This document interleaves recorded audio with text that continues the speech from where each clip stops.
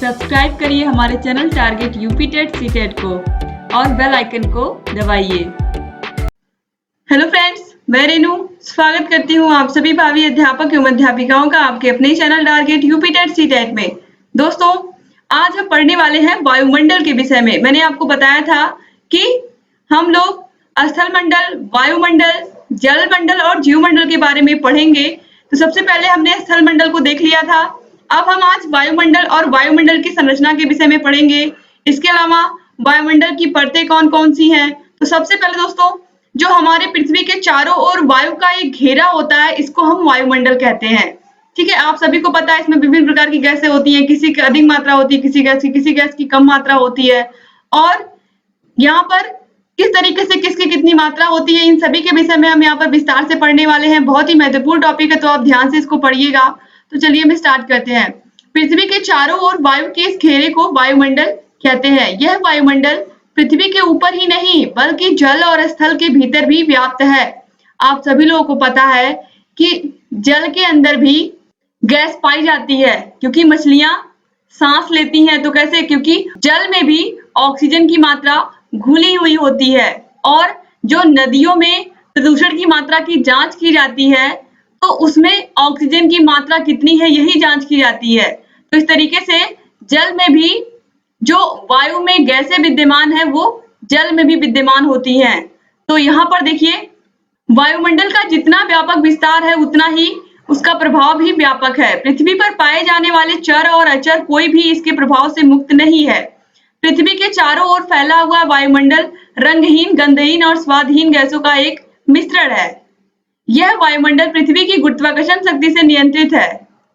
इसी से यह पृथ्वी से अलग नहीं होता है। यदि वायुमंडल का अस्तित्व नहीं होता तो पृथ्वी पर सूर्य से आने वाले ताप की मात्रा इतनी अधिक हो जाती कि पृथ्वी पर किसी भी प्रकार के जीवन की संभावना नहीं होती। आप सभी लोगों को पता है कि पृथ्वी के पास एक गुरुत्वाकर्षण शक्ति है, जिसके द्वारा वो सभी चीजों को अपनी तरफ खींच लेती है। आप कोई भी चीज ऊपर से गिराओगे तो वो नीचे ही आएगी। क्यों आती है? क्योंकि पृथ्वी अपने गुरुत्वाकर्षण शक्ति के द्वारा उन सभी चीजों को अपने तरफ खींचे रहती है।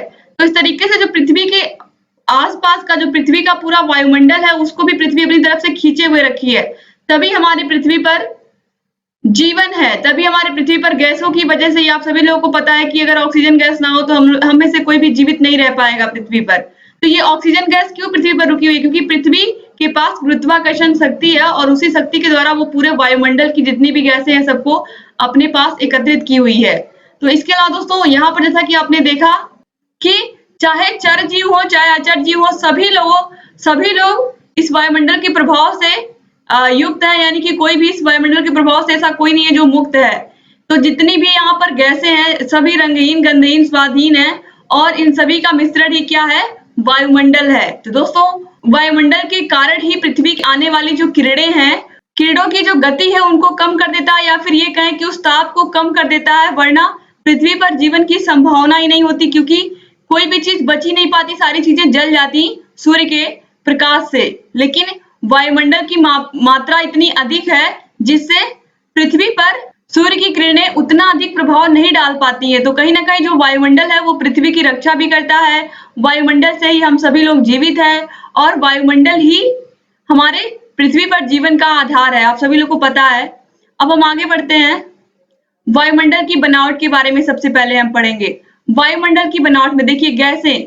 वायुमंडल अनेक गैसों का सम्मिश्रण है। इसमें nitrogen, oxygen, carbon dioxide, argon, hydrogen, helium, neon, ozone आदि गैसें पाई जाती हैं। इसमें ऑक्सीजन और नाइट्रोजन दो गैसें ही मुख्य हैं। वायुमंडल का 99% भाग इन्हीं दो गैसों से बना हुआ है। शेष 1% भाग में अन्य गैसें हैं। यानी कि जो ऑक्सीजन गैस है और नाइट्रोजन गैस है, इनका जो पूरा वायुमंडल में विस्तार है वो 99% है। यानी कि सबसे अधिक योगदान ऑक्सीजन और नाइट्रोजन गैसेस का है। उसके बाद जो गैसें हैं वो सभी 1% में आती हैं। तो चलिए हम देख लेते हैं किस गैस का कितना विस्तार है। एग्जाम में पूछता है तो आप ध्यान से इसको देख लीजिएगा। कौन सी गैस कितनी मात्रा में विद्यमान है वायुमंडल में? तो सबसे पहले नाइट्रोजन है 78.03%। इसके बाद ऑक्सीजन आता है। ऑक्सीजन 20.99% है, इसीलिए इसको 21% कहा जाता है और नाइट्रोजन को 78% कहा जाता है। ठीक है। इसके बाद यहाँ पर दोस्तों मैंने इसलिए आपको बताया कि कहीं कहीं आपको ऐसा लिखा हुआ मिलेगा तो आप कंफ्यूज मत होइए, क्योंकि 20.99 को आप 21 मान सकते हो, तो कहीं कहीं एग्जाम में 21% ऑक्सीजन मिलेगा लिखा हुआ आपको, और नाइट्रोजन केवल 78% ही मिलेगा, तो आपको उस ऑप्शन को टिक करना रहेगा, आपको कंफ्यूज नहीं होना रहेगा। आर्गन आर्गन 0.93% है, फिर कार्बन डाइऑक्साइड 0.03% है। उसके बाद हाइड्रोजन है, हाइड्रोजन का जो परसेंटेज है वो है 0.01%। तो इस तरीके से इन सभी गैसों के मिश्रण से ही हमारा वायुमंडल बनता है, और इनका इस तरीके से वितरण आपने देखा। इसके बाद आगे है वायुमंडल की गैसों में नाइट्रोजन प्रधान गैस है। यह ऑक्सीजन की औषधीकरण क्रिया को कम करती है। यह गैस जीवन का आधार मानी गई है। ऑक्सीजन प्राण वायु है। यह प्राणी मात्र के श्वास लेने में काम आती है। आप सभी लोगों को पता है कि जितने भी जीव जंतु हैं वो सभी ऑक्सीजन गैस लेते हैं, तो कहीं ना कहीं जो ऑक्सीजन गैस है वो हमारी प्राण वायु है, और इसी की मदद से हम सांस लेते हैं। इसके बाद जल वाष्प है। वायुमंडल में पाई जाने वाली गैसों के अतिरिक्त जल वाष्प भी पाई जाती है। ठीक है, तो जल वाष्प भी पाई जाती है वायुमंडल में। इसके बाद है धूल कण। तो धूल कण दोस्तों देखिए, वायुमंडल में धूल व धुएं के कण भी मिले हुए रहते हैं। ये वायुमंडल की निचली परत में पाए जाते हैं। जब धूल कणों की मात्रा वायु में अधिक होती है तो आकाश कुछ धुंधला और भूरा दिखाई देता है। तो आप सभी लोगों को पता है कि धूल कण हमारे वायुमंडल में पाए जाते हैं, क्योंकि केवल और केवल गैसें ही नहीं पाई जाती है बल्कि धूल और धुआं भी होता है। आप सभी लोगों को पता है किस तरीके से फैक्ट्रियों से धुआं निकलता है, और जहां पर अभी भी मिट्टी या चूल्हे पर खाना बनता है, जिन भी घरों में, वहां पर अभी भी धुआं निकलता है। तो ये धुआं, धूल कण जो भी चीजें हैं ये भी वायुमंडल में मिश्रित होते हैं। इसी के कारण आप देखते हो जब ठंडक में बहुत अधिक ठंड पड़ती है तो कोहरा पड़ने लगता है। तो कोहरे में क्या होता है, यही सब चीजें मिश्रित होती हैं। धूल कण होते हैं, जलवाष्प होती है, इन्हीं सब के मिश्रण से कोहरा बनता है, और कहीं ना कहीं कोहरे से बहुत सारी दिक्कतें भी होती हैं, लोगों को आने जाने में प्रॉब्लम होती है, और भी बहुत सारी चीजें होती हैं। तो यहाँ पर दोस्तों इस तरीके से जो आपने देखा आज वायुमंडल की संरचना के विषय में, यहाँ से आपको क्या क्या चीजें पता चली कि सबसे पहले जो वायुमंडल है हमारा, जो हमारी पृथ्वी है वो वायु के चारों ओर से घिरी हुई है, तो इसीलिए इसको हम वायुमंडल बोलते हैं। इसके अलावा यहाँ पर आपने देखा कि किस गैस का कितना मिश्रण है, हमारे कौन सी गैस कितना मिश्रण, यानी कि कितना कितना किस गैस का भाग है हमारे पूरे वायुमंडल को बनाने में। तो यहाँ पर आपने देखा कि जो 78% के आसपास नाइट्रोजन है और 21% के आसपास ऑक्सीजन गैस है। तो ये दोनों गैसें ही 99% वायुमंडल का निर्माण करती हैं। तो इस तरीके से आप लोगों ने वायुमंडल की संरचना के विषय में पढ़ा है। अब वायुमंडल की परतें कौन कौन सी हैं इसके विषय में आपको पूरा पढ़ना पड़ेगा।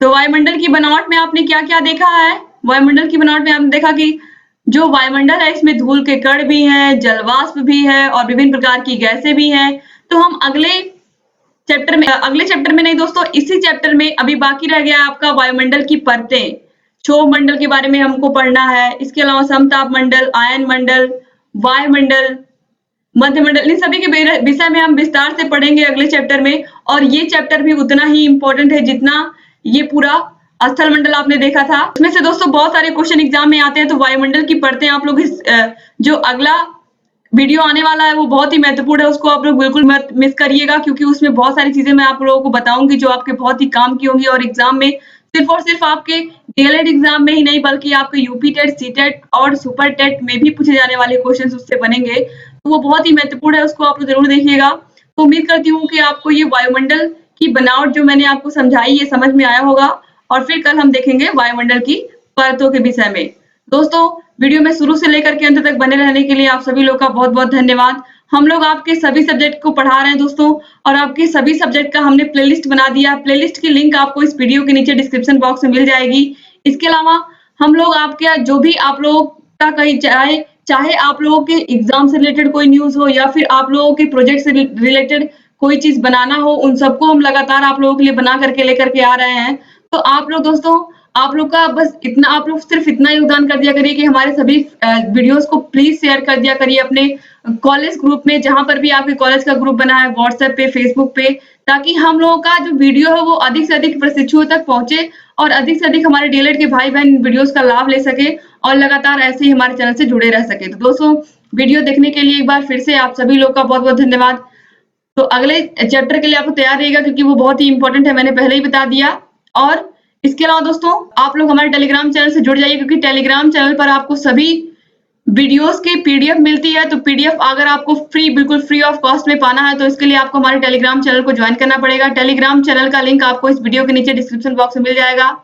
इसके अलावा आप टेलीग्राम ऐप पर जाकर के target UP TET CTET search करके भी वहां से हमारे चैनल को ज्वाइन कर सकते हैं।